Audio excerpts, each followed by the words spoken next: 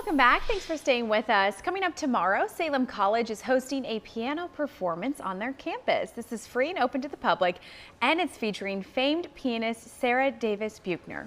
All right, so joining us now with more all about this is Barbara Lister-Sink. She is the artistic director of the Salem College School of Music. Good morning. Good morning. Delighted to be here. We are excited to have you as well. You have the piano and everything behind you, so you are ready to go. First off, how do you know this pianist who is performing? I heard about Sarah years ago from my former brother-in-law in Edmonton, Alberta, because she's a dual citizen, so she plays a lot. She's played in all the provinces as well as all the states, actually, in Canada. And so he told me that she was just phenomenal and that we should have her here. And they had brought her back again and again for the Edmonton Symphony. And then I heard her play just this past July in Chicago, and it was at the National Keyboard Conference on Pedagogy, and she brought the house down. It was unbelievable. And, you know, 1,000 piano teachers and performers, we've heard it all. But when we heard her, it was like a revelation. So that's how I know her, and I think she's just the tops. She really is. Brought down the house. I love that. That's a way to say it. Well, tell us, what kind of makes her so unique, do you believe, as a person, a performer, but also just her talent on the piano? Well, she obviously is a prodigious talent because in the 1980s, she won most of the major competitions, some prize in them, including the Moscow Tchaikovsky and a number of others. And she also has soloed with all the major symphonies. And as I said earlier, she's played in all the United States and all over the world. She's particularly beloved in Asia and is even an honorary member of the baseball team in one of the baseball teams in Japan. So she's, in terms of musicality, I've never heard such what I'd call revelatory playing. And we're all kind of a hard sell, but we came away just going, we've never heard it like that. So beautiful, so soulful, so deep, and so imaginative.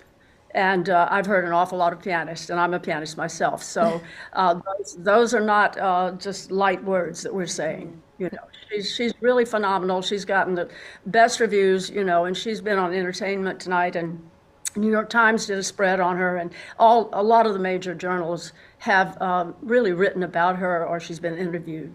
So she's very, very special, very, very special. Well, that's a huge talent that's coming to our area and coming to your campus as well. What are you hoping the audience takes away from this experience on Friday night? The same revelatory, deep, beautiful, soul deep kind of experience that we did as we heard her play.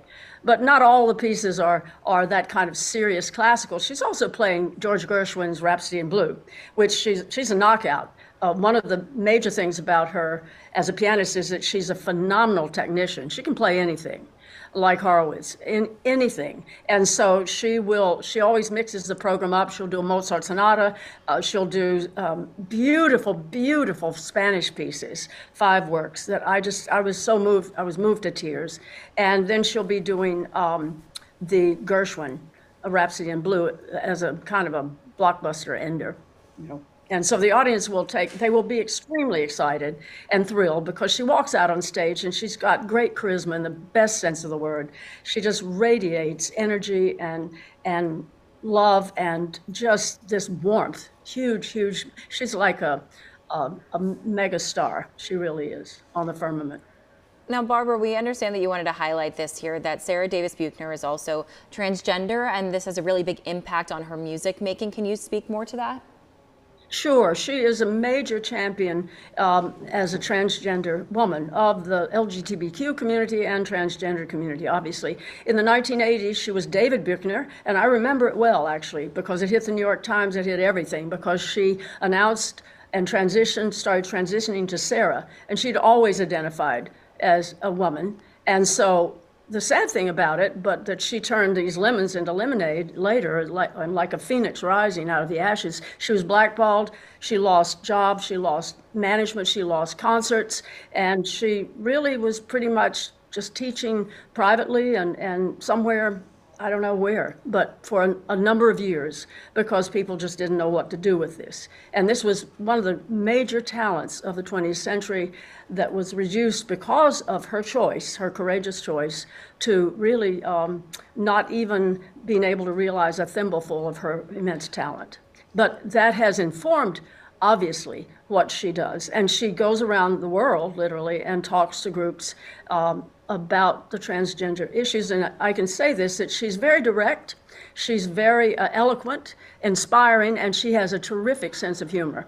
So she never has felt sorry for herself or anything else. She's just a real paradigm of someone who's taken an extraordinarily difficult experience in which she suffered and made the best out of it. That's what I admire so much, and that's bound to infuse her playing. Yeah, I was going to say turning that kind of challenging experience into something that can be inspirational for other people, not only through her as a person, but also her music. That's going to be an incredible experience coming to Salem College again.